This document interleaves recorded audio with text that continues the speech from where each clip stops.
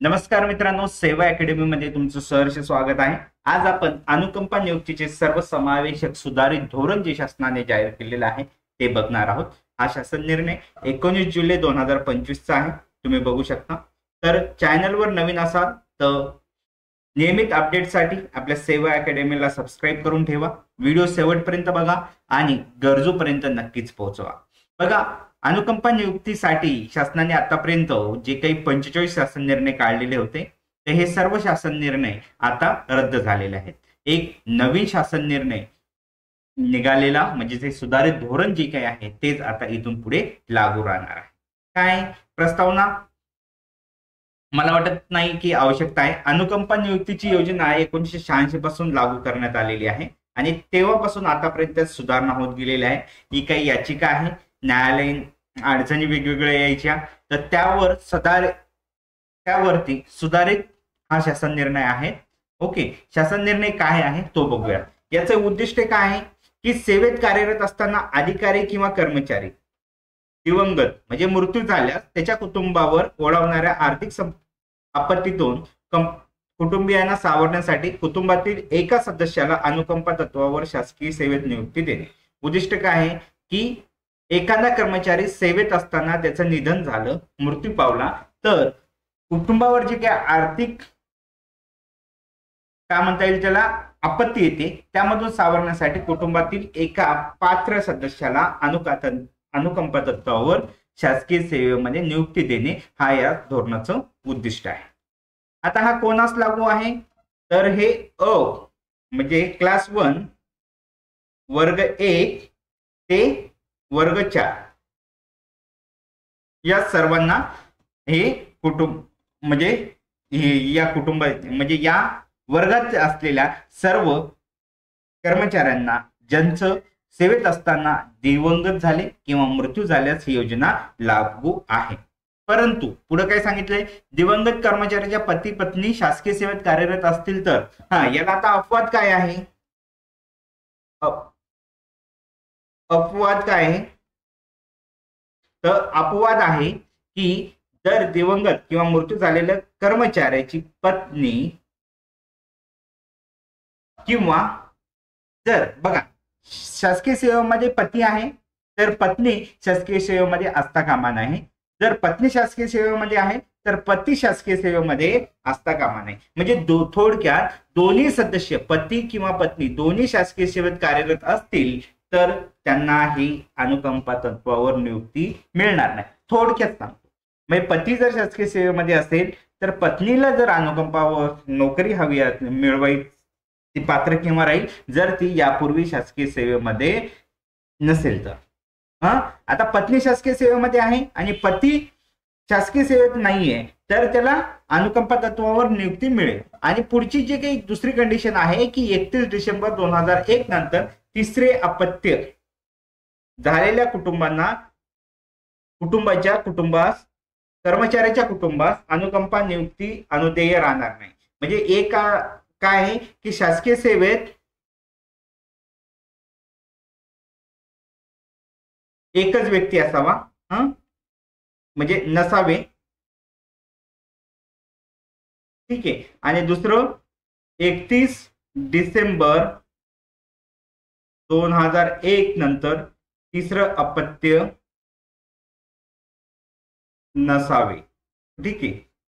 हे दोन अपवाद आहेत। अनुकंपा नियुक्ती कोणत्या परिस्थितीमध्ये अनुदेय आहे तर शासकीय सेवेत कार्यरत असताना दिवंगत झाल्यास त्या कुटुंबातील पात्र सदस्यांना अनुकंपा नियुक्ती अनुदेय असेल। तसेच बेपत्ता झालेल्या शासकीय कर्मचाऱ्याला सक्षम न्यायालयाने मयत घोषित केल्यास कुटुंबातील पात्र सदस्यांना देखील अनुकंपा नियुक्ती असेल। यामध्ये दोन अटी सांगितलेल्या आहेत, शासकीय सेवेमध्ये असताना मृत्यू झाला तरी बी आहे किंवा शासकीय सेवेमध्ये असताना बेपत्ता झाला आणि न्यायालयाने काय केलं त्याला मयत घोषित केल्यास अनुकंपा तत्वावर कुटुंबातील पात्र सदस्याला अनुकंपा तत्वावर नियुक्ती अनुदेय आहे। त्याच्यानंतर कोणत्या पदावर अनुकंपा नियुक्ती अनुदेय आहे, आता आपण वरती बघितलं तर वर्ग 1 ते वर्ग 4 बरोबर आहे। त्यातील कर्मचारी अनुकंपा तत्वावरती नियुक्तीस त्या कुटुंबातील म्हणजे मी परत रिपीट करतो की वर्ग 1 ते वर्ग 4 पैकी कुठलाही कर्मचारी सेवेत असताना निधन झालं किंवा त्याला बेपत्ता झाला आणि न्यायालयाने त्याला मयत घोषित केलं तर त्या कुटुंबातील व्यक्तीला शासकीय नोकरीमध्ये समावेशन अनुकंपा तत्वावर नियुक्ती देऊन केल्या जाते. परंतु कुठल्या वर्गामध्ये केले जाते तर गट क आणि गट ड या वर्गामध्ये त्याचं समावेशन केलं जातं. या मधील ज्या ज्या संवर्गात सरळ सेवा नियुक्तीचा मार्ग विहित केलेला आहे त्या सर्व संवर्गाच्या सरळ सेवा कोट्यातील रिक्त पदावर अनुकंपा नियुक्ती अनुदेय राहील. म्हणजे वर्ग 1 जरी कर्मचारी सेवेत असताना निधन झालं किंवा बेपत्ता झाला, दोन्ही केसमध्ये लागू आहे, तरी त्याला वर्ग 3 आणि शिक्षण नसेल तर वर्ग 4 यामध्ये समावेशन अनुकंपा तत्वावर सरळ सेवेत ज्या ज्या संवर्गामध्ये नियुक्ती होती तिथे त्यांचं समावेशन करून घेण्यात येईल, अनुकंपा तत्वावर नियुक्ती देण्यात येईल. आता पुढे अनुकंपा नियुक्तीसाठी कुटुंबातील पात्र सदस्य कोण, बरोबर आहे. आता हे बघूयात. कुटुंबातील सदस्य हे खालील प्राधान्य क्रमांकानुसार अनुकंपा नियुक्तीसाठी पात्र राहतील. त्यामुळे कुटुंबातील ज्या सदस्याला नियुक्ती द्यायची आहे त्याने खालील प्रमाणे ना हरकत प्रमाणपत्र परिशिष्ट ड मधील नमुन्यात देणे आवश्यक आहे. परिशिष्ट ड हे काय आहे, पात्र सदस्यांचं ना हरकत प्रमाणपत्र आहे. आता पहिलं प्राधान्य कोणाचं राहील, कायदेशीर पती किंवा पत्नी, कोणी बी असो, पती किंवा पत्नी याला पहिलं प्राधान्य राहील. आणि ना हरकत प्रमाणपत्राची आवश्यकता आहे का तर त्याला नाही. पती पत्नी पैकी आता परत रिपीट करतो, पतीच्या शासकीय सेवेमध्ये असेल, पतीचं निधन झालं तर पत्नी त्या सेवा मिळवण्यासाठी अनुकंपा तत्वावरती पात्र राहील. आणि पत्नी जर शासकीय सेवेमध्ये आहे आणि तिचं सेवेत असताना मृत्यू झाला, निधन झालं किंवा ती बेपत्ता झाली तर पती काय राहील की शासकीय सेवा मिळवण्यास पात्र राहील. त्याला कुठल्याही प्रमाणपत्राची ना हरकत प्रमाणपत्र कोणाची गरज राहणार नाही. परंतु याला अट काय आहे, याला अट अशी आहे की त्या कुटुंबातील एकच व्यक्ती त्यावेळेस शासकीय सेवेमध्ये असणं गरजेचं आहे. दोन्ही जर शासकीय सेवेमध्ये आहेत तर आर्थिक आपत्ती येणार नाही असं शासनाचं धोरण आहे आणि त्यामुळं त्याला ते नियुक्तीस पात्र राहणार नाही. ठीक आहे. आता पुढे मुलगा मुलगी, जर पती पत्नी याच्यापैकी म्हणजे पतीला घ्यायची नाही किंवा पत्नीला घ्यायची नाही असं आपण हे अजूम करूया तर त्यावेळेस दुसरा हक्क कोणाचा राहील, मुलाचा. मुलाला घ्यायची नाही तर मुलीचा. ती अविवाहितही असू शकते किंवा विवाहितही असू शकते. परंतु यामध्ये हे घेत असताना रकाना 1 म्हणजे पती किंवा पत्नी जे कोणी आहेत जिवंत त्याचा काय ना हरकत प्रमाणपत्र घेणं गरजेचं आहे. मृत्यूपूर्वी कायदेशीररित्या दत्तक घेतलेला मुलगा किंवा मुलगी, बघा आता मुलगा आणि मुलगी नाहीये परंतु दत्तक घेतलेला मुलगा आहे तर तोही बी घेऊ शकतो, तोही बी पात्र आहे. मुलगी दत्तक घेतलेली आहे ती बी पात्र आहे, ती विवाहित असो किंवा अविवाहित असो, बरोबर आहे. तसंही नाहीये, समजा घटस्फोटित मुलगी आहे किंवा बहीण आहे तर ती पण पात्र आहे अनुकंपा तत्वावर नियुक्ती मिळवण्यासाठी. त्याच्यानंतर विधवा मुलगी, बहीण वगैरे तुम्ही बघून घेऊ शकता. त्याच्यानंतर दिवंगत शासकीय कर्मचाऱ्याचा मुलगा हात नसेल तर त्याची सून. बघा आता एखादी केस असंही होऊ शकतं, एखाद्या कर्मचाऱ्याचं निधन झालं आणि त्याचा मुलगा हातच नाहीये, मुलाचं आधीच निधन झालं तर त्या केसमध्ये काय होईल की त्या मुलाची सून हे अनुकंपा तत्वावर नियुक्ती मिळवण्यासाठी पात्र राहील आणि त्याच्या वरचे जे काही रकाने त्यांचं एनओसी घ्यावं लागेल. केवळ दिवंगत अविवाहित शासकीय कर्मचाऱ्याच्या बाबतीत त्याच्यावर सर्वस्वी अवलंबून असणारा भाऊ किंवा बहीण. आता समजा काय की एखादा कर्मचारी आहे आणि तो अविवाहितच आहे, त्याचं लग्न झालेलं नाही, त्या केसमध्ये त्याच्यावर अवलंबून असणारा त्याचा भाऊ किंवा बहीण ही पण काय पात्र असेल अनुकंपा तत्वावर नियुक्ती मिळवण्यासाठी. आता अनुकंपा नियुक्तीची पात्रता काय आहे, पहिल्यांदा वयोमर्यादा, किमान वय त्याचं 18 वर्षे पूर्ण असेल तर तो काम अनुकंपा तत्वावर नियुक्ती मिळवण्यासाठी पात्र आहे आणि जास्तीत जास्त वय किती असावं तर 45 वर्षापर्यंत असावं. 45 पेक्षा जास्त असेल तर तो अनुकंपा नियुक्तीसाठी पात्र समजला जाणार नाही. त्याचं नाव परत काढता येतं, दुसऱ्याला पात्र व्यक्तीचं नाव त्याच्यात ऍड करता येतं. ते आपण पुढे बघूयात. सेवा प्रवेश नियमात विहित केलेल्या अहर्ता. काही अहर्ता काही म्हणजे आहेत का तर आहेत. काय संबंधित पदाच्या सेवा प्रवेश नियमात विहित केलेल्या शैक्षणिक अर्हता, तांत्रिक अर्हता तसेच अन्य अर्हता उमेदवारांनी धारण करणे आवश्यक आहे. या पदासाठी जी काही अर्हता आहे ती धारण केलेली आवश्यक आहे. फक्त इथं फरक काय आहे, तुमच्याकडे शैक्षणिक अर्हता असणं गरजेचं आहे. तुम्हाला परीक्षा द्यायचं नाहीये, डायरेक्ट तुम्हाला नियुक्ती मिळेल, परंतु पण अर्हता धारण करणं आवश्यक आहे. परंतु दिवंगत शासकीय कर्मचाऱ्याची पत्नी, हे बघा अपवाद आहे. काय अपवाद काय की जर दिवंगत कर्मचारी ज्या शासकीय कर्मचाऱ्याचा मृत्यू झालेला आहे त्याची पत्नी असेल किंवा बेपत्ता झालेला आहे, न्यायालयाने मयत घोषित केलेले आहे, त्याची पत्नी आहे आणि त्याची शैक्षणिक पात्रता जी काय आहे ती इलिजिबल नाही, त्या बाबत म्हणजे अर्हता तिच्याकडे नाहीये, तर त्या बाबतीत काय आहे पुढे बसूया.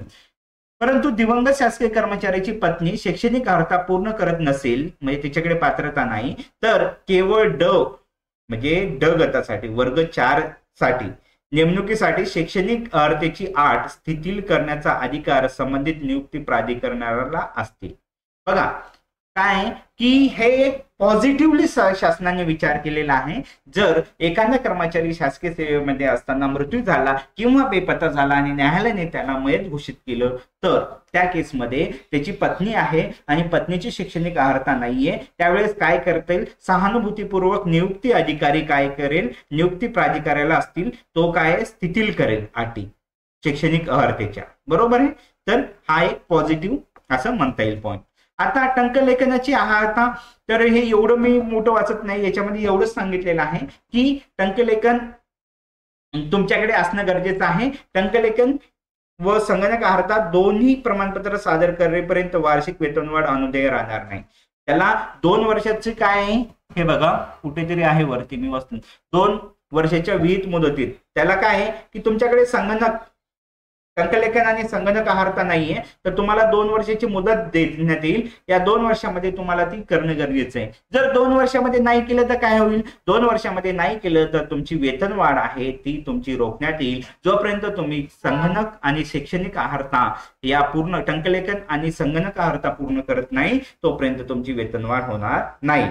ओके. सदर दोन्ही पत्रापैकी जे प्रमाणपत्र नंतर सादर करण्यात येईल त्या दिनांकात संबंधित कर्मचाऱ्याचं वार्षिक वेतनवाढ अनुदेय राहील. समजा तुम्ही टंकलेखनाची परीक्षा दिली, तुम्ही पास झाला, परंतु संगणक अर्हता पास नाही झाला तरी बी तुमची वेतनवाढ रोखण्यात येईल. दोन्ही प्रमाणपत्रापैकी जे प्रमाणपत्र नंतर म्हणजे जे लेट सादर होईल त्यानंतरच तुमची वेतनवाढ अनुदेय राहील. विलंबाच्या कालावधीत ते म्हणजे याचा अर्थ काय आहे की बाबा तुम्ही दिलं नाही तर तुम्ही 5 वर्ष लागले तर 5 वर्षाची तुमची वेतनवाढ तुम्हाला मिळणार नाही, काल्पनिक वेतनवाढ देण्यात येईल आणि तिथून पुढचं तुम्हाला वेतनवाढ मिळेल आणि मागचे जे काही राहिलेले आहे ती थकबाकी तुम्हाला मिळणार नाही, एवढा त्याचा अर्थ होतो. अनुकंपा नियुक्तीचे प्रमाण बघा, गट क संवर्गासाठी गट क म्हणजे त्या संवर्गातील सरळ सेवा कोट्यातील प्रतिवर्ष रिक्त होणाऱ्या 20% पदे अनुकंपा नियुक्ती भरण्यास यावी. तसेच अनुकंपा नियुक्तीसाठी उपलब्ध होणाऱ्या 20% पदाची गणना करण्याबाबत सोबतच्या परिशिष्ट अनुसार उदाहरणाद्वारे मार्गदर्शन करण्यात येत आहे. बघा काय आहे की तुमचे पद समजा उदाहरणार्थ 100 आहेत. ओके. त्याच्यापैकी अनुकंपाला किती येईल, 20%. 100चे 20% किती हो, 20 पद त्या तुम्हाला अनुकंपा तत्वावरती नियुक्ती होईल. ओके. परंतु अशा शासकीय कर्मचाऱ्याला नक्षलवादी, आतंकवादी, दरोडेखोर, समाजविघातक हल्ल्यात कारवाईत मृत्यू झाल्यास अशा अधिकाऱ्याची कर्मचाऱ्याच्या कुटुंबातील पात्र व्यक्तीची अनुकंपा नियुक्तीसाठी 20% मर्यादेची अट शिथिल करून त्याला प्राधान्यक्रमाने अनुकंपा नियुक्ती देण्यात यावी. बघा अजून एक काय आहे याला अपवाद. 20% जरी सांगितलेलं आहे, 20% पेक्षा जास्त होत असेल तरी द्या असं शासन म्हणतं. किंवा शासकीय कर्मचारी, अधिकारी कर्मचारी नक्षलवादी, आतंकवादी, दरोडेखोर, समाजविघातक हल्ल्यात त्यानंतर कारवाईत मृत्यू झाल्यास अशा अधिकारी कर्मचाऱ्याच्या कुटुंबातील पात्र व्यक्तीला अनुकंपा नियुक्तीसाठी 20% मर्यादेची अट पण शिथिल करून प्राधान्यक्रमाने अनुकंपा नियुक्ती देण्यात यावी असं हे धोरण आहे. ठीक आहे.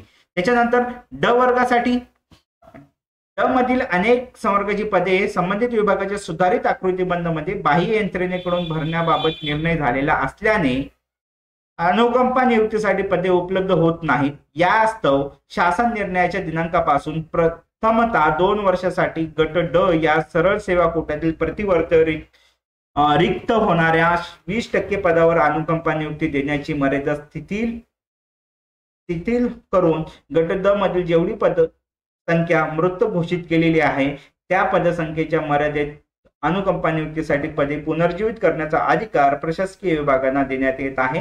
शासन निर्णयाच्या दिनांकापासून 2 वर्षानंतर ड च्या प्रत्यक्ष सूचीतील उमेदवाराची संख्या विचारात घेऊन मर्यादा शिथिल करण्याबाबत पुनर्विचार करण्यात येईल.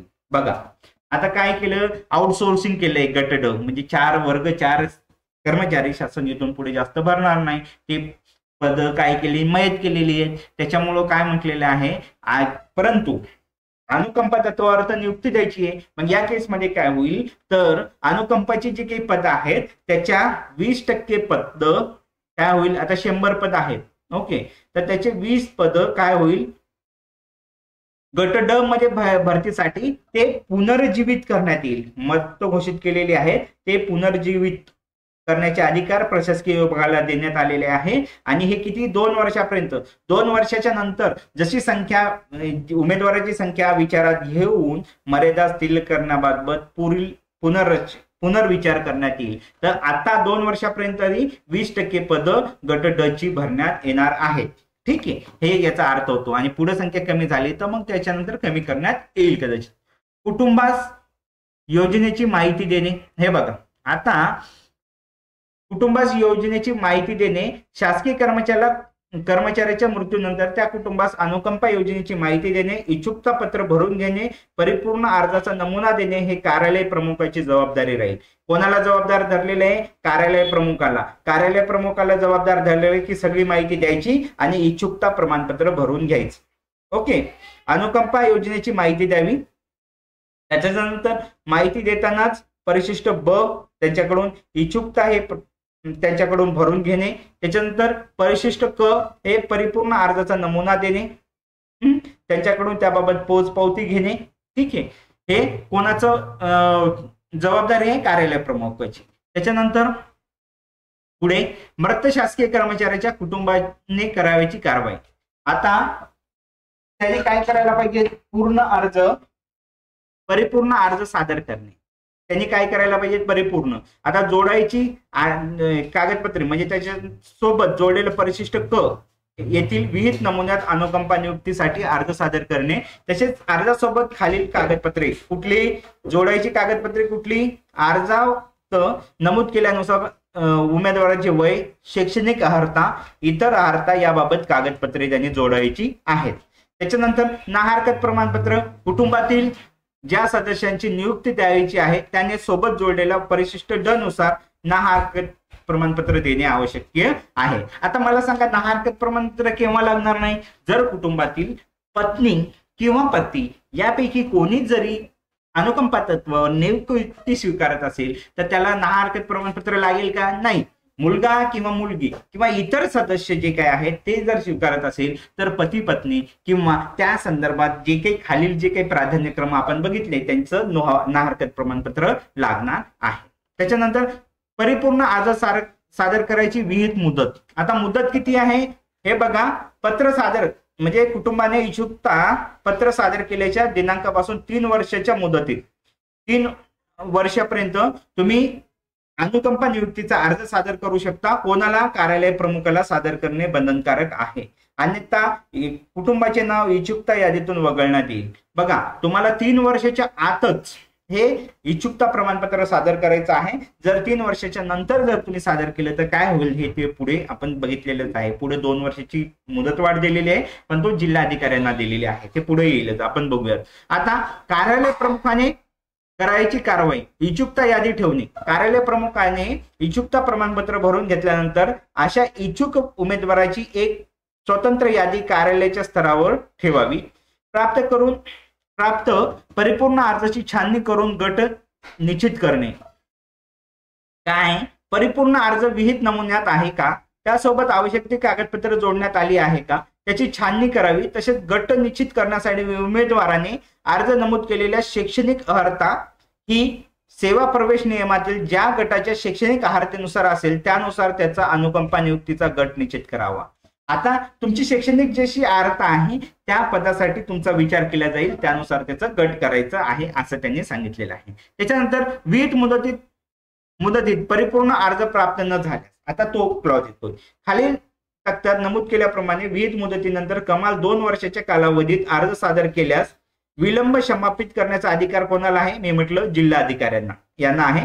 या वास्तव कार्यालय प्रमुखाने विहित मुदतीनंतर कमाल 2 वर्षाच्या कालावधीपर्यंत सादर केलेले अर्ज विलंब क्षमापित करण्याचा किंवा क्षमापित करावा किंवा कसे यासाठी जिल्हाधिकारी यांना सादर करावा. ठीक आहे, जिल्हाधिकारी त्याच्यावर निर्णय घेतील. आता कुटुंबातील सदस्य सज्ञान असेल तर इच्छुकता पत्र सादर केल्यापासून 3 वर्ष, विलंब क्षमापित करण्याची जी काही मुदत आहे 2 वर्ष जिल्हाधिकारी यांना आहे. आणि 5 वर्षाच्या मुदतीत अर्ज प्राप्त न झाल्यास त्या कुटुंबातील नाव इच्छुकता यादीतून वगळावे. म्हणजे 5 वर्षापर्यंत तुम्ही जर अर्ज सादर नाही केला तर इच्छुकता यादीमधून तुमचं नाव वगळण्यात येईल. आता अज्ञान असेल तर 18 वर्ष वयापेक्षा कमी वय असेल तर अज्ञान व्यक्ती सज्ञान झाल्यापासून 3 वर्ष, हे लक्षात घ्या. अज्ञान व्यक्ती सज्ञान झाल्यापासून 3 वर्षापर्यंत ते काय करू शकतात? इच्छुकता प्रमाणपत्र सादर करू शकतात. आणि 2 वर्ष जिल्हाधिकारी यांना अधिकार आहे, म्हणजे एकूण 5 वर्ष. आणि 5 वर्षामध्ये सज्ञान असेल किंवा अज्ञान असेल, 5 वर्ष म्हणजे ते सज्ञान झाल्यापासून 5 वर्ष, अज्ञान असेल तरी सज्ञान झाल्यापासून 5 वर्ष, आणि सज्ञान असेल तर ती जी काही घटना घडली त्या इच्छुकता प्रमाणपत्र सादर केल्यापासून 5 वर्षापर्यंत ते काय करू शकतात? नियुक्तीसाठी पात्र असू शकतात. जिल्हाधिकारी यांना पुढील बाबी विचारात घेऊन विलंब समापित करावा किंवा कसे याबाबत निर्णय घ्यावा. इच्छुकता पत्राद्वारे कुटुंबास अनुकंपा नियुक्तीची माहिती देऊन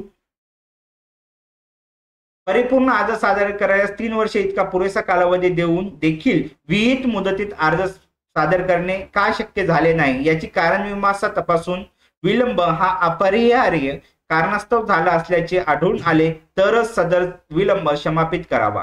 म्हणजे जिल्हाधिकारी बघील विलंब का झाला, विलंब अपरिहार्य कारणामुळे झाला असेल तर तो समापित करण्यात येईल. म्हणजे 5 वर्षाची मुदत देण्यात येईल. जिल्हाधिकारी यांनी विलंब समापित केल्यास कार्यालय प्रमुखाद्वारे उपरोक्त मुद्दा क्रमांक 4.2 नुसार अर्जाची छाननी करून बरोबर आहे अनुकंपा नियुक्तीचा गट निश्चित करावा. तसेच अर्जदारांचे नाव अर्ज सादर केल्याच्या दिनांकास प्रतीक्षा सूचीमध्ये समाविष्ट करावे.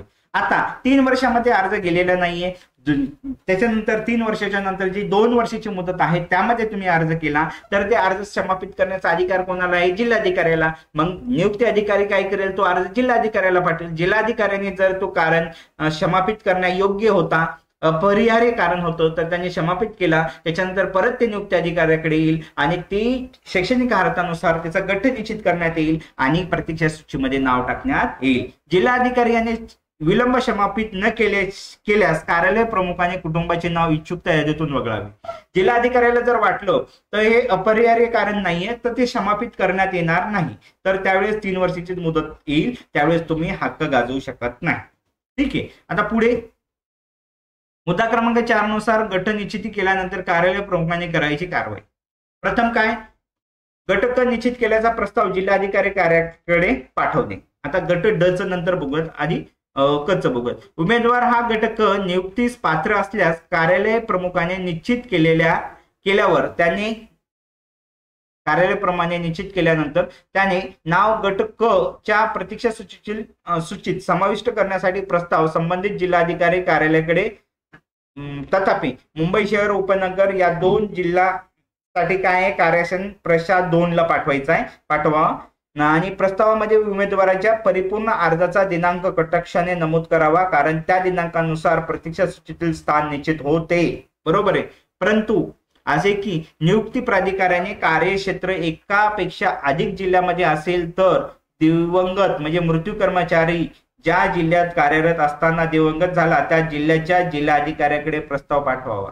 आता बघा, वेगवेगळ्या जिल्ह्यामध्ये काही रिजनल ऑफिसेस असतात, तिथे तुम्ही नोकरी करताय समजा, किंवा त्या अंतर्गत करताय, तर तुम्ही ज्या जिल्ह्यात कर्मचारी दिवंगत झालेला आहे त्या जिल्हा अधिकाऱ्याकडे तुमचा प्रस्ताव जाणार आहे. बरोबर आहे, हे त्याचा अर्थ होतो. आता पुढे आता ड वर्गाचा आपण बघून घेऊयात. ड वर्गाचं काय? गट ड निश्चित केल्याचा प्रस्ताव नियुक्ती प्राधिकारी कार्यालयास पाठवणे. गट ड हा नियुक्ती पात्र असल्याने कार्यालय प्रमुखाने निश्चित केल्यावर कोण करणार आहे? हे निश्चित कार्यालय प्रमुख करणार आहे. त्याचे नाव गट ड च्या प्रतीक्षा सूचीत समाविष्ट करण्यासाठी प्रस्ताव नियुक्ती प्राधिकाऱ्याकडे कार्यालयाकडे पाठवावा आणि प्रस्तावामध्ये उमेदवाराचा पूर्ण अर्जाचा दिनांक कटाक्षाने नमूद करावा, कारण त्या दिनांकापासून प्रतीक्षा सूचीतील स्थान निश्चित होते. दिनांकानुसार तुमची वेटिंग लिस्ट लागणार आहे, असं त्याचा अर्थ आहे. अनुकंपा नियुक्तीसाठी प्रतीक्षा सूची ठेवण्याबाबतची कार्यपद्धती काय आहे हे बघूया थोडक्यात. प्रतीक्षा सूची ठेवण्यासाठी कार्यपद्धती खालील प्रमाणे निश्चित करण्यात येते. ही प्रतीक्षा सूची सोबत जोडलेल्या परिशिष्ट ई नुसार ठेवण्यात यावी. आता परिशिष्ट ई आपल्याला पुढे सापडेल. ओके, आपण तोपर्यंत ही काय कार्यपद्धती आहे ते बघूया. शासन निर्णयाच्या शासन निर्णयाच्या दिनांकापासून घटकाची प्रतीक्षा सूची केवळ जिल्हाधिकारी स्तरावर ठेवण्यात येईल. घटकाची प्रतीक्षा सूची जिल्हाधिकारी स्तरावर आणि गट ड ची प्रतीक्षा सूची नियुक्ती प्राधिकारी यांच्या स्तरावर ठेवण्यात येईल. या वास्तव आता मुंबईसाठी काय आहे? प्रशा 2 ला. ठीक आहे. त्याच्यानंतर प्रतीक्षा सूची ही सदर शासन निर्णयानुसार कार्यान्वित राहील व प्रतीक्षा सूचीमध्ये अनुकंपा नियुक्ती देण्यासाठी कार्यवाही करण्यात येईल. तसेच सदर जिल्हाधिकारी कार्यालय स्तरावर गट ड ची सामायिक प्रतीक्षा सूची ही निष्क्रिय होईल. ओके, गट ड च्या प्रतीक्षा सूची करण्यात येणाऱ्या नियुक्तीचा अहवाल नियुक्ती प्राधिकाऱ्याने जिल्हाधिकारी कार्यालयात सादर करावा. नियुक्ती बाबतचा जो काही अहवाल आहे ते जिल्हाधिकाऱ्याला सादर करायचा आहे, म्हणजे जिल्हाधिकाऱ्याचं कंट्रोल आहे शेवटी. ठीक आहे. प्रतीक्षा सूचीमध्ये नाव समाविष्ट करण्याचा दिनांक बघा. कार्यालय प्रमुखाकडून प्राप्त प्रस्तावाचा परिपूर्ण अर्ज केल्याचा जो दिनांक नमूद केला आहे त्या दिनांकास गट क प्रतीक्षा सूचीमध्ये जिल्हाधिकारी कार्यालयामार्फत गट ड च्या प्रतीक्षा सूचीमध्ये नियुक्ती प्राधिकारी कार्यालयामार्फत नाव समाविष्ट करण्यात येईल. तथापि 2 उमेदवारांना परिपूर्ण अर्ज दिनांक समान असल्यास ज्या उमेदवाराचे वय जास्त असेल त्याचे नाव प्रतीक्षा सूचीमध्ये आधी समाविष्ट करण्यात येईल. म्हणजे तुम्ही अर्ज केला तो दिनांक त्याच्यावर नमूद करायचा. त्याच दिनांकाला जर 2 अर्ज आले तर ज्या उमेदवाराचं वय जास्त आहे त्याचा पहिला नंबर लागेल आणि ज्याचं कमी आहे त्याचा दुसरा नंबर लागेल, असा ज्याचा अर्थ होतो. प्रतीक्षा सूची शासकीय संकेतस्थळावर प्रसिद्ध करावी आणि ही सूची अशी गोपनीय कुठे राहणार नाहीये, तर ही सर्वांना दिसेल अशी शासकीय संकेतस्थळावर राहील. ठीक आहे. उमेदवाराच्या विनंतीनुसार प्रतीक्षा सूचीमध्ये सूचीचा गट बदलणे अथवा प्रतीक्षा सूचीतील नाव बदलणे. बघा, आता यामध्ये काय? उमेदवारास अनुकंपा तत्वावर नियुक्ती आदेश देण्यापूर्वी प्रतीक्षा सूची गट बदलण्याची विनंती अर्ज करण्याची मुभा राहील. प्रतीक्षा सूचीचा गट बदलण्याची विनंती फक्त एकदाच करता येईल. तसेच विनंती अर्जानुसार उमेदवाराचा गट बदलण्याची कारवाई केल्यानंतर पुन्हा मूळ गटात नाव समाविष्ट करून अनुकंपा नियुक्ती अनुदेय होणार नाही. बघा, तुम्हाला गट एकदाच बदलता येईल. तर समजा उदाहरण सांगतो की तुमच्याकडे शैक्षणिक अर्हता आहे लिपिकची. ठीक आहे. कनिष्ठ लिपिक, वरिष्ठ लिपिक जे काही आता असेल का, आता काही शासन विभागाने तर वरिष्ठ लिपिक हे सरळ सेवेमधून काढूनच टाकलं, नियुक्तीनच ठेवणार आहे. एक उदाहरण घेऊयात की तुमच्याकडे कनिष्ठ लिपिकची, वरिष्ठ लिपिकची पात्रता आहे आणि तुम्हाला शैक्षणिक अर्हता आहे. तुम्ही तुमचा गट वरिष्ठ लिपिकसाठी तुम्ही निवडला. ओके. त्याच्यानंतर समजा फॉर एक्झाम्पल आहे ना, उदाहरण घेऊया की निदेशक आहे आणि तुम्हाला वाटतं की निदेशक आपल्याला घ्यायचंय. निदेशकची पण तुमच्याकडे अर्हता आहे तर तुम्ही निदेशकसाठी करू शकता. परंतु परत जर तुम्हाला वरिष्ठ लिपिककडे जायचं तर असं जाता येणार नाही, असा त्याचा अर्थ होतो. ठीक आहे. आता उमेदवाराचे गट ड या प्रतीक्षा सूचीमधून गट क या प्रतीक्षा सूचीमध्ये नाव समाविष्ट करायची विनंती केल्यास बघा, उमेदवाराने गट ड च्या प्रतीक्षा सूचीत असताना दरम्यान कालावधीत त्याची शैक्षणिक अर्हता उन्नत करून गट क साठी आवश्यक असणारी शैक्षणिक अर्हता धारक केल्यास त्याचे नियुक्ती प्राधिकारी कार्यालयास त्याचे नाव गट ड यादीतून वगळून गट क मध्ये समाविष्ट करण्याची विनंती करावी. आता तुम्हाला शैक्षणिक अर्हता जी काही आहे ती नव्हती तुमच्याकडे, म्हणून काय केलं तर ते क्षमापित करून तुमच्याकडे काय केलं की एखादी उमेदवाराची पत्नी आहे आणि तुम्हाला गट ड साठी नियुक्ती दिली, पण त्या पत्नीने समजा शैक्षणिक अर्हता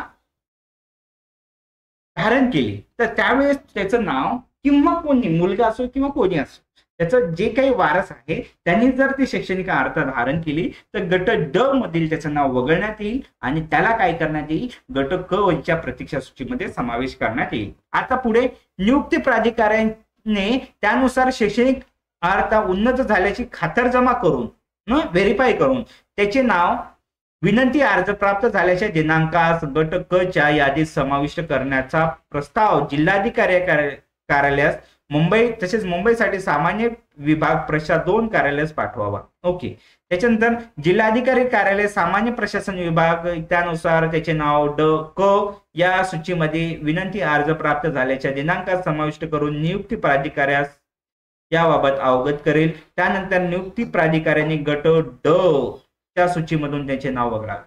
तुम्ही जर तुमची शैक्षणिक अर्हता धारण केली तर गट ड मधील तुमचं नाव लगेच कटणार नाही. तसा प्रस्ताव तुमचं गट क साठी तुमचा अर्ज जिल्हाधिकाऱ्याला नियुक्ती अधिकारी पाठवेल आणि गट ड मधून गट क मध्ये तुमचं नाव घेतल्याच्या नंतर जिल्हाधिकारी काय करेल, तो गट क ड मधील तुमचा अर्ज तुमचा प्रतीक्षा सूचीमधील नाव वगळण्यात येईल. आता उमेदवाराने गट क च्या प्रतीक्षा सूचीमधून गट ड च्या प्रतीक्षा सूचीमध्ये नाव समाविष्ट करायची विनंती केल्यास बघा, आता व्हाईस वर्सा आहे.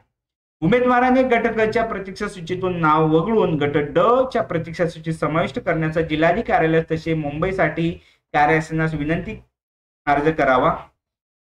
केल्याच्या नंतर व्हाईस वर्सा असेल हे सांगायची गरज नाही आणि मला वाटत नाही की कोणी यासाठी जाईल. ठीक आहे, म्हणून मी हे स्किप करतो. ठीक आहे. आता प्रतीक्षा सूचीतील उमेदवार बदलणे खालील परिस्थितीत बदलता येतात. ते कसं, प्रतीक्षा सूचीवरील उमेदवाराचा मृत्यू झाल्यामध्ये बदलता येतं. दुसरं काय, त्याची कार्यपद्धती नंतर एकदाच बघू. प्रतीक्षा सूचीवरील उमेदवाराचे नाव वयाची 45 वर्ष पूर्ण झाल्यास बदलता येतं, 45 वर्ष. त्याच्यानंतर अजून प्रतीक्षा सूचीतील उमेदवारांनी त्याच्या ऐवजी कुटुंबातील अन्य सदस्याचे नाव समाविष्ट करण्याचा अर्ज केल्यास, नाव बदलण्यास कुटुंबातील इतर सदस्याचे नाहरकत प्रमाणपत्र दिल्यास बघा, त्यांनी हक्क सोडल्यास केल्यास व बदलण्यास कुटुंबातील आणि म्हणजे त्या उमेदवाराने हक्क सोडणं आणि त्यांना एनओसी दिली तर बदलता येतं. आता 3 कारण आहेत. एक तर मृत्यू झाल्यास, दुसरं वय 45 पेक्षा जास्त झाल्यास आणि असं वाटलं की बाबा मला काही आता नोकरीची गरज नाही, माझं वय खूप कमी आहे, माझ्याऐवजी माझा भाऊ किंवा बहीण किंवा XYZ ते पुढची नियुक्ती घ्यावीत म्हणून मी त्यांना एनओसी देतो, म्हणजे ना हरकत प्रमाणपत्र देतो. त्यावेळेस त्यांचं नाव हे बदलता येतं. बदलण्याची मला वाटत नाही हे घ्यावं म्हणून एवढं मोठं, तर ती सेमच प्रोसेस आहे. प्रतीक्षा सूचीतील उमेदवाराऐवजी कुटुंबातील अन्य पात्र सदस्याचे नाव समाविष्ट करण्याची विनंती अर्ज करावा.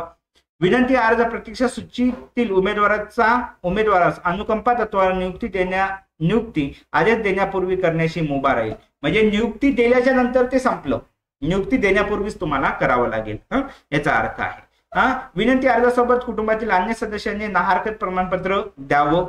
त्याच्यानंतर विनंती अर्ज हा प्रतीक्षा सूचीतील उमेदवाराच्या मृत्यूच्या दिनांकापासून अथवा उमेदवाराचे वय 45 पूर्ण झाल्याच्या दिनांकापासून 3 वर्षाच्या विहित मुदतीत सादर करणे आवश्यक आहे, जेणेकरून मूळ उमेदवाराचे नाव त्या प्रतीक्षा सूचीतील समाविष्ट केले होते त्या दिनांकास नवीन उमेदवाराचे नाव समाविष्ट करण्यात येईल. तथापि मूळ उमेदवाराचे नाव समाविष्ट केल्याचा जो दिनांक आहे त्या दिनांकास नवीन उमेदवार सज्ञान नसेल किंवा सर्व अटीची पूर्तता करत नसेल तर तो सज्ञान होईल त्या दिनांकास अथवा अटीची पूर्तता करेल त्या दिनांकास नाव समाविष्ट करण्यात येईल. ठीक आहे. त्याच्यानंतर 3 वर्ष विहित मुदतीनंतर पुढील 2 वर्ष क्षमापित करण्याचा म्हणजे अर्ज केल्यास त्या दिनांकास विनंती अर्ज करण्यात येईल, त्या दिनांकास प्रतीक्षा सूचीमध्ये नाव समाविष्ट करण्यात येईल. तदनंतर विनंती अर्ज केल्यास म्हणजे प्रतीक्षा सूचीतील उमेदवाराच्या मृत्यूच्या दिनांकापासून अथवा उमेदवाराच्या 45 वर्ष पूर्ण झाल्याच्या दिनांकापासून 5 वर्षानंतर विनंती अर्ज केल्यास सदर अर्ज विचारात घेतला जाणार नाही. त्याच्यानंतर कुटुंबातील उमेदवाराचे नाव वगळून त्याऐवजी कुटुंबातील अन्य पात्र सदस्याचे नाव समाविष्ट करण्याचा विनंती अर्ज करावा. त्यांनी हक्क सोड केल्याच्या नंतर ते तसंच आहे, एनओसी फक्त याला एक्स्ट्रा द्यायची आहे, त्याच्यात वेगळं काही नाहीये. आता प्रतीक्षा सूचीतून उमेदवारास अनुकंपा नियुक्ती देण्याबाबतची कार्यपद्धती काय आहे हे खूप महत्वाचं आहे. गट क च्या पदावर जिल्हाधिकारी कार्यालयाची प्रतीक्षा सूचीतून अनुकंपा नियुक्तीची कार्यपद्धती काय आहे ते बघूया. अनुकंपा नियुक्तीसाठी उपलब्ध रिक्त पदाची माहिती घेणे.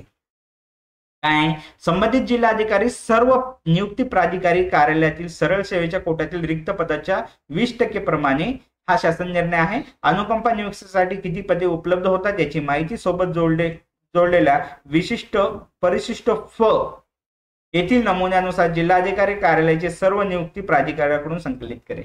थोडक्यात काय म्हणतो, जिल्हाधिकारी काय म्हणेल, त्या जिल्ह्यामधील जे शासनाचे विभाग आहेत, जिल्हा अधिकारी अंतर्गत जे शासनाचे कार्यालय आहेत, त्याच्यामधील सरळ सेवा कोट्यातील क गटातील जे काही आहेत 20% पद हे किती आहेत हे माहिती करून घेईल. त्याच्यानंतर उमेदवाराचा पसंती क्रमांक घेण्यासाठी मेळावा आयोजित करणे. काय होईल, आता पुढे बघा की 20% पद कळाली. आता समजा फॉर एक्झाम्पल की 500 पद आहेत किंवा सोपं 100 पद आहेत तर 20 पद होणार आहेत. असे शासनाचे समजा की 5 विभाग आहेत. ओके, म्हणजेच किती 20×5 म्हणजे 100 पद अनुकंपा तत्वासाठी लागू राहतील. एक काल्पनिक उदाहरण आहे. तर त्याच्यासाठी काय करेल शासन, म्हणजे जिल्हाधिकारी मेळावा आयोजित करेल. मेळावा म्हणजे काय कार्यपद्धती हे बघा. जिल्हाधिकारी कार्यालयाने एकूण रिक्त पद संख्ये एवढ्या प्रतीक्षा सूचीतील सर्व उमेदवारांना जिल्हाधिकारी कार्यालयात 1 दिवसाचा मेळावा आयोजित करावा. मेळावा आयोजित करण्यापूर्वी अनुकंपा नियुक्तीसाठी एकूण उपलब्ध रिक्त पदे व त्यासाठी आवश्यक असणारी शैक्षणिक अर्हता याची यादी जिल्हाधिकारी प्रसिद्ध करावी. मेळाव्यास आमंत्रित सर्व उमेदवारांना जिल्ह्यातील सर्व नियुक्ती प्राधिकाऱ्याकडे अनुकंपा नियुक्तीसाठी उपलब्ध असलेली एकूण रिक्त पदसंख्या अवगत करून उमेदवाराकडून कोणत्या नियुक्ती प्राधिकारी कार्यालयास नियुक्ती हवी आहे याबाबत लेखी पसंती क्रमांक भरून घ्यावा. आता शासनाचे विविध विभाग आहेत, बरोबर आहे ना. त्यानुसार क गटातील जे उमेदवार आहेत म्हणजे वेटिंग लिस्ट मध्ये त्यांच्याकडून ते पसंती क्रमांक घेतील. बाबा तुला महसूल पाहिजे का काय, कुठलं जे काही आहे म्हणजे शिक्षण पाहिजे, महसूल पाहिजे, जे काही विभाग आहेत ते त्यानुसार ते पसंती क्रमांक घेतील. ओके, आता अनुकंपा नियुक्तीसाठी शिफारस करणे. उमेदवाराच्या प्रतीक्षा सूचीतील ज्येष्ठतेनुसार उमेदवाराचा पसंती क्रमांक विचारात घेऊन त्या संबंधित नियुक्ती प्राधिकारी कार्यालयात अनुकंपा नियुक्तीसाठी जिल्हाधिकारी कार्यालयाने शिफारस करावी. आता जे नियुक्ती जिल्ह्यामध्ये जे नियुक्ती अधिकारी आहे प्राधिकारी आहेत किंवा नियुक्तीचा ज्या अधिकाऱ्यांना अधिकार आहे त्यांच्याकडे जिल्हाधिकारी काय करणार आहे, शिफारस करणार आहे. त्या ज्या म्हणजे त्यांचं इच्छापत्र जसं आलं पसंती क्रमांकानुसार. परंतु प्रतीक्षा सूचीतील उमेदवार हा अनुकंपा नियुक्तीसाठी उपलब्ध असणाऱ्या विविध संवर्गातील रिक्त पदापैकी तांत्रिक संवर्गाच्या सेवा प्रवेश नियमातील शैक्षणिक तांत्रिक अर्हता धारण करत नसेल तर त्याऐवजी प्रतीक्षा सूचीतील पुढील उमेदवाराचा विचार करावा. जर त्याने पसंती क्रमांक दिला पण तांत्रिक अर्हता त्यांनी धारण केली नाही तर पुढच्याला काय विचारात घेईल, त्याच्या पुढच्या उमेदवाराचा विचार करण्यात येईल. तथापि प्रतीक्षा सूचीतील कोणताच उमेदवार तांत्रिक संवर्गाच्या सेवा प्रवेश नियमातील विशिष्ट शैक्षणिक तांत्रिक अर्हता धारण करत नसेल तर अशा प्रकारे तांत्रिक संवर्गातील संबंधित रिक्त पद हे अनुकंपा नियुक्तीऐवजी सरळ सेवेने भरण्यात यावे.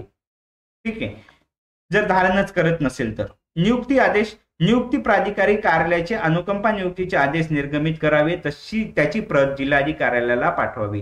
नियुक्ती प्राधिकारी काय करेल की अनुकंपा नियुक्तीचा आदेश काढेल आणि ती प्रत कोणाला, जिल्हाधिकाऱ्याला पाठवेल. प्रतीक्षा सूचीतील नाव वगळणे.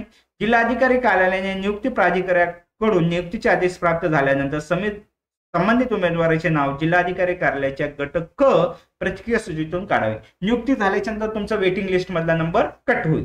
ठीक आहे. त्याच्यानंतर शासनास अहवाल सादर करणे. जिल्हाधिकारी कार्यालयाने गट क च्या प्रतीक्षा सूचीवर किती उमेदवार होते यापैकी किती उमेदवारांनी नियुक्ती दिली त्यानुसार प्रतीक्षा सूचीत किती उमेदवार प्रलंबित आहेत याबाबत 6माही अहवाल दर 6 महिन्यांनी अहवाल सामान्य प्रशासन विभागाला परिशिष्ट जे काही यच आहे ह आहे यानुसार पाठवायचा आहे प्रत्येक 6 महिन्याला. म्हणजे याचाच अर्थ 6 महिन्याच्या आत नियुक्ती तुम्हाला मिळण्यासाठी ही तरतूद आहे. गट ड च्या पदावर नियुक्ती प्राधिकारी कार्यालयाकडून प्रतीक्षा सूचीतून अनुकंपा नियुक्तीची कार्यपद्धती. आता गट ड जे काय आहे त्याच्यासाठी मृत पदे पुनर्जीवित करण्याचा प्रस्ताव पाठविणे, त्याच्यानंतर पदे मृत पुनर्जीवित करण्याचे आदेश. पहिल्यांदा काय करायचे की आता हे ड पद तर शासनाने काय मृत घोषित केले, त्याच्यासाठी काय केली, पहिल्यांदा पुनर्जीवित करावी लागेल ती पद, त्याच्यानंतर पुनर्जीवित करण्याचा आदेश शासन काढेल, त्याच्यानंतर अन्य नियुक्ती प्राधिकारीकडे नियुक्तीच्या अनुषंगाने मेळावा आयोजित करणे, त्याच्यानंतर जर ते केलं तर नियुक्ती प्राधिकाऱ्याकडे मेळावा तसा आयोजित करावा लागेल. हे आपण वाचून घेऊत एकदा. जिल्हाधिकारी कार्यालयाने जिल्ह्यातील सर्व नियुक्ती प्राधिकारी याचा 1 दिवसाचा मेळावा आयोजित करावा. सदर मेळाव्यात कोणत्या नियुक्ती प्राधिकाऱ्याकडे अनुकंपा नियुक्तीची यादी प्रलंबित आहे तथापि पुनर्जीवित करायची पदे उपलब्ध नाहीत, तसेच कोणत्या नियुक्ती प्राधिकाऱ्याकडे अनुकंपा नियुक्तीची यादी प्रलंबित नाही तथापि पुनर्जीवित करण्याची पदे उपलब्ध आहेत याबाबत माहिती सोबत जोडलेल्या परिशिष्ट ग जी नुसार संकलन करून त्याचा आढावा घेणे. आढाव्याअंती एका नियुक्ती प्राधिकाऱ्याच्या प्रतीक्षा सूचीतील उमेदवाराची दुसऱ्या नियुक्ती कार्यालयाकडे पदे पुनर्जीवित करून नियुक्ती देणे शक्य असल्याचे आढळून आल्यास त्यानुसार एक नियुक्ती प्राधिकाऱ्याकडून दुसऱ्या नियुक्ती प्राधिकाऱ्याच्या कार्यालयास अनुकंपा नियुक्ती देण्याबाबत शिफारस करावी. म्हणजे नियुक्ती प्राधिकाऱ्याचा मेळावा घेईल आणि त्याच्यामध्ये काय म्हणेल की बाबा तुमच्याकडे गट ड ची मृत घोषित केलेली पदे आहेत का आणि तुमच्याकडे त्याच्यासाठी वेटिंग लिस्ट आहेत का. आता एखादा प्राधिकारी काय म्हणेल की बाबा माझ्याकडे ना वेटिंग लिस्ट आहे, परंतु माझ्या अंतर्गत जे काही नियुक्तीची गट ड ची पदे आहेत, वर्ग 4 ची पदे आहेत, ती काय केलेली सगळे मृत घोषित केलेले, मग कसं देऊ शकेल. मग तो दुसऱ्या नियुक्ती प्राधिकाऱ्याला विचार तुझ्याकडे काय परिस्थिती आहे, तो म्हणेल समजा की माझ्याकडे गट ड ची नियुक्तीची अधिकार आहेत, तशी पद मृत नाही आहेत, काही पदावरती मी नियुक्ती देऊ शकतो पण माझ्याकडे वेटिंग लिस्टच नाही. मग काय म्हणेल की बाबा तू काय कर, ए व्यक्तीने बी व्यक्तीकडे द्यायचं आणि त्यांना तिकडे नियुक्ती अधिकार द्यायचा. म्हणजे थोडक्यात समन्वय साधून नियुक्ती प्राधिकाऱ्याचं म्हणजे मेळावा घेऊन ही नियुक्ती देण्यासाठीची ही योग्य शिफारस ते करतील. म्हणजे जर तसं नसेल तर मग प्रस्ताव पाठवेल. पुढे बघूयात आपण. मेळाव्याअंती प्राप्त शिफारसीनुसार पदे पुनर्जीवित करणे. जिल्हाधिकारी कार्यालयाच्या शिफारसीनुसार नियुक्ती म्हणजे नियुक्ती पाहिजे होतं. ओके. नियुक्ती प्राधिकारी कार्यालयाची अनुकंपा नियुक्तीसाठी शिफारस केलेल्या उमेदवाराच्या संख्ये एवढी मृत घोषित केलेली पदे उपरोक्त नमुना क्रमांक 1-2 मधील कार्यपद्धतीचा अवलंब करून पुनर्जीवित करणे. ते पहिलं सांगितलेलंच आहे आपण. ओके. नियुक्ती आदेश. नियुक्ती प्राधिकारी त्याचे पुनर्जीवित केलेल्या ड च्या पदावर अनुकंपा नियुक्तीचे आदेश निर्गमित करावे, त्याची प्रत जिल्हाधिकारी कार्यालयाला पाठवावी. प्रतीक्षेतील नाव वगळणे. नियुक्ती प्राधिकाऱ्याने नियुक्तीचे आदेश दिलेल्या उमेदवाराचे नाव गट ड च्या प्रतीक्षा सूचीतून वगळण्यात येईल. जिल्हाधिकारी कार्यालयाचा अहवाल सादर करणे. जिल्हाधिकारी तो अहवाल सादर करेल आणि हा बी 6 महिन्यांनी आहे का, दर 6 महिन्यांनी तो मंत्रालयात परिशिष्ट ह मध्ये नुसार तो सादर करेल. ओके. इतर बाबी काय आहेत. अनुकंपा नियुक्ती हा वारसा हक्क नाहीये, हे महत्वाचं आहे. अनुकंपा नियुक्ती हा वारसा हक्क नसल्याने कुटुंबातील उमेदवार सेवा प्रवेश नियमातील अटी शर्तीनुसार संबंधित पदासाठी पात्र असेल तर अनुकंपा नियुक्ती अनुदेय ठरेल. महाराष्ट्र सदन हे एकमेव शासकीय कार्यालय दिल्ली येथे स्थित असून त्या कार्यालयासाठी जिल्हा स्तरावर गट क ची प्रतीक्षा सूची ठेवण्याचा प्रश्न उद्भवत नाही. या वास्तव महाराष्ट्र सदन कार्यालयातील शासकीय कर्मचारी सेवेत असताना दिवंगत झाल्यास त्याच्या कुटुंबाचा अनुकंपा नियुक्ती देण्यासाठी नियुक्ती प्राधिकारी महाराष्ट्र सदनच्या स्तरावर गट क आणि ड प्रतीक्षा सूची ठेवण्यात येईल आणि सदर प्रतीक्षा सूचीतून महाराष्ट्र सदन कार्यालयास अनुकंपा नियुक्ती या शासन निर्णयातील अटी शर्तीनुसार देण्यात येईल. शैक्षणिक कल्याण विभाग पुणे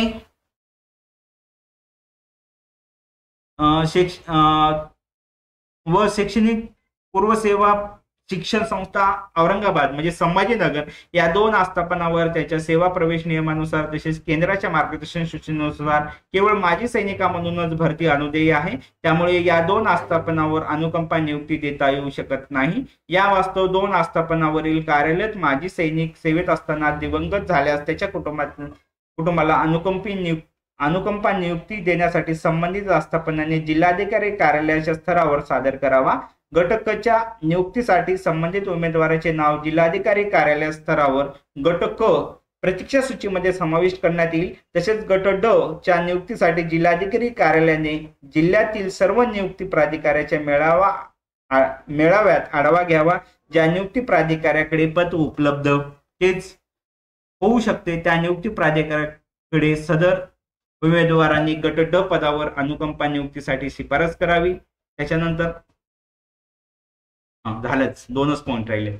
सदर शासन निर्णय हा शासकीय अधिकारी कर्मचाऱ्यांना लागू असून निमशासकीय कार्यालय, स्थानिक स्वराज्य संस्था, शासनाच्या आधिपत्याखालील महामंडळे अथवा प्राधिकरण यामधील अधिकारी व कर्मचाऱ्यांना थेट लागू होत नाही। त्या संबंधित अधिकारी कर्मचारी अनुकंपा योजना लागू करण्याबाबत संबंधित प्रशासन विभागाने त्या स्तरावर स्वतंत्रपणे निर्णय आवश्यक राहील। हा फक्त महाराष्ट्र शासनासाठी आहे। स्थानिक स्वराज्य संस्था, महामंडळ वगैरे त्यातील जे काही प्रशासकीय विभाग आहे ते स्वतंत्र निर्णय घेऊ शकतात, हा त्यांना डायरेक्टली लागू नाहीये असा त्याचा अर्थ होतो। आता शासन निर्णय निर्गमित झालेल्या दिनांकापासून लागू होईल, म्हणजे 17 जुलै 2025 पासून। यास्तव हा शासन निर्णय निर्गमित झालेल्या दिनांकास प्रतीक्षा सूचीमध्ये नाव समाविष्ट असणाऱ्या उमेदवाराच्या प्रकरणी प्रतीक्षा सूचीचा गट बदलणे अथवा उमेदवार बदलणे यासाठी अर्ज प्राप्त झाल्यास या शासन निर्णयानुसार कारवाई करावी। तसेच उच्च न्यायालयाच्या नागपूर खंडपीठ, लार्जर बेंच रेट जी काही आहे व इथं म्हणजे नाव घेत नाही मी, या याचिकेमध्ये दिनांक 28/5/2024 रोजी निर्णय दिला असल्याने या निर्णयाच्या दिनांकानंतर ज्या उमेदवाराचे नाव 45 वर्षे पूर्ण झाल्यापासून वगळण्यात आले आहे अशा उमेदवार प्रकरणी देखील अन्य उमेदवाराचे नाव प्रतीक्षा सूचीमध्ये समावेश करण्याची अर्ज प्राप्त झाल्यास त्या शासन निर्णयानुसार कारवाई करावी। हे जे काही न्यायालयाने आदेश दिलेला आहे नागपूर खंडपीठाने, त्यानुसार ती कारवाई करावी असं सांगितलेलं आहे। बघा, थोडक्यात हे सांगितलेलं आहे। आता परिशिष्ट जे काय आहे खाली मी दाखवून घेतो। परिशिष्ट सोबत विषयाचा गोषवारा, ओके ठीक आहे। त्याच्यानंतर परिशिष्ट अ, हे सगळे परिशिष्ट ब, हे जे काय आहे ना परिशिष्ट क, परिशिष्ट ड, परिशिष्ट ई, ठीक आहे, हे जे काय आहे हे सगळे आपल्या या पीडीएफ मध्ये आहे। पीडीएफ आपण डिस्क्रिप्शन बॉक्स मध्ये टाकून देऊ, तिथे तुम्हाला ती भेटून जाईल। भेटूयात पुढच्या व्हिडिओ मध्ये।